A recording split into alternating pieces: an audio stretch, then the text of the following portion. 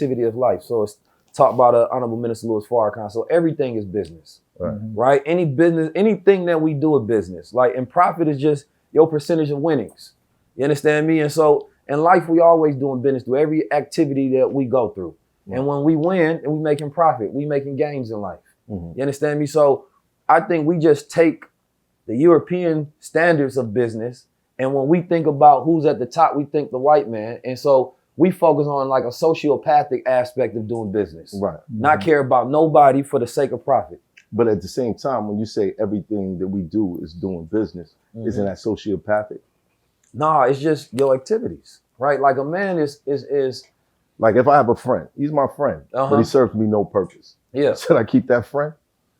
Because everything is transactional. Would he really be usefulness determines value. Yeah, would he really be a friend if he served you no purpose? Nah. Like not even making you laugh or making you feel better or like holding you down? Like, is he even a friend then? Right, but then they call that sociopath. I don't think that's sociopath. Yeah, I don't think so. I mean, everybody in my life gotta have a value. You understand me? Like there's a value, a system attached to anything. Like imagine you got an army, you got men that don't serve a purpose. Why they there? Right. No, I believe that. Yeah. I believe that. And friendship should be reciprocal. You understand me? I didn't see success till I started picking my friends. Yeah. I used to let people pick me. Yeah. You know what I mean? Once I started picking them for specific reasons, and I started to see a better life. If you got a vision, it's even easier. Right. Because you know who distracted you and who added traction. You understand me? So like somebody asked me this question earlier. I'm like, look at the word distraction. It's distraction. Right. So you're not gaining traction talking to this person or indulging in this thing. I'm going to the club. It's a distraction. Why? Because it's not attached to my vision. Right. It's that simple. I'm talking to this person. They not gaining. I'm getting no value from this. Not emotional, not spiritual, not financial. Right. Nothing from this. Right. That's distraction.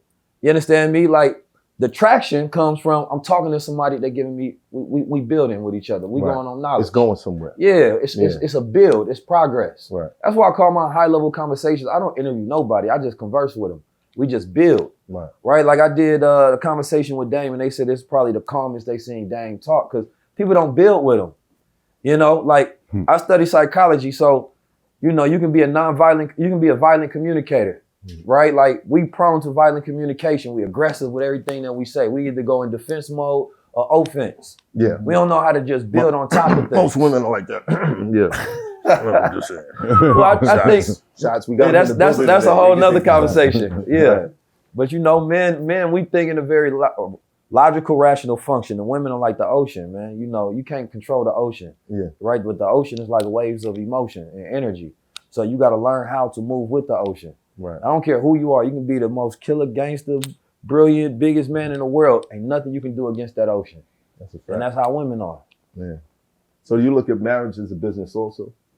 Well, you know, it can be looked at in many different ways, but marriage is a legal contract. You understand me? And y'all are engaging in a partnership, right? And so that is a business.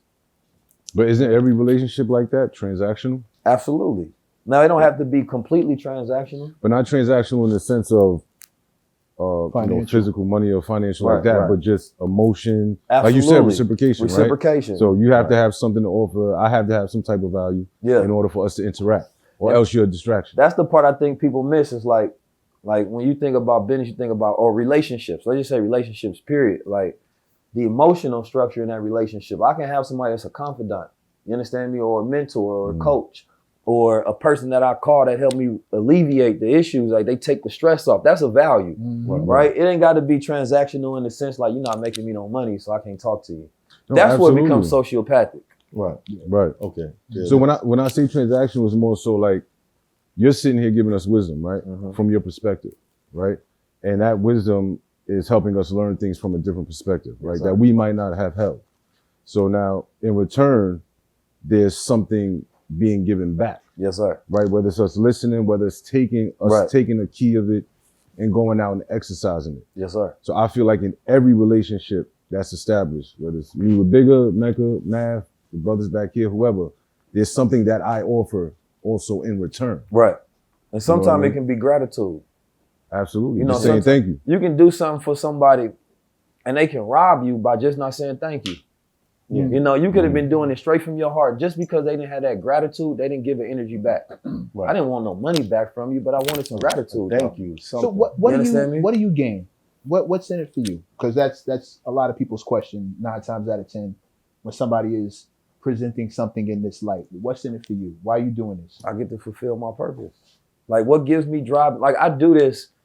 I've been doing it when I wasn't getting paid for it. So I'm getting paid for it as a bonus on top of it. Right? Like, when I first got hired for my first speaking job, it was because it was these kids at this college, at Chabot College. They seen me talking about my journey. I had a store in Oakland, California. I just fired my boss, started me a store, and they seen me just talking about the iterations of my mindset and design process, right? And so they wanted me to come speak to the young Black brotherhood that they had over there. Right. And so, like, but the whole point was I was already doing that, right? Like, I got my start, like, you know, we was speaking at rallies in Oakland. I wasn't getting paid for that.